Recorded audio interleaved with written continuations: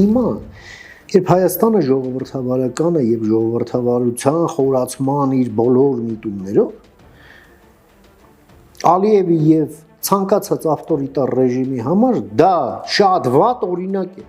Հայաստանը վատ օրինակ է ադրբեջանցու համար Ալիևի տեսակետից։ Շարքային ադրբեջանցու համար սա շատ վատ եւ վտանգավոր օրինակ է։ Փաշինյանը, ասենք, մի քանի անգամ եղել է, չէ՞,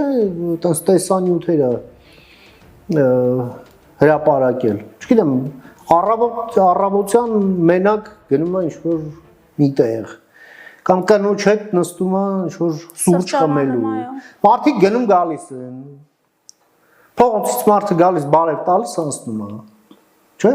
Դուք նայեք ադրբեջանական սոցցանցերում դրանից հետո ինչ խոսակցություն է։ Ինչու իրենց մոտոր։ Ոնց, այդ խիսս կարելի է։ Ոնց թե բան։ Բա լավ մեր հաղթող այն երկաթե բռունցքով նախագահը, բան, ասենք, ինչ նախանգարում, թող ինքն էլ բան անի։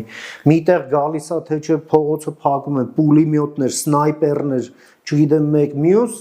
ինչա պետքա մի կես ժամով գա, ամբողջ օրը, ասենք, այդ փողոցի կյանքը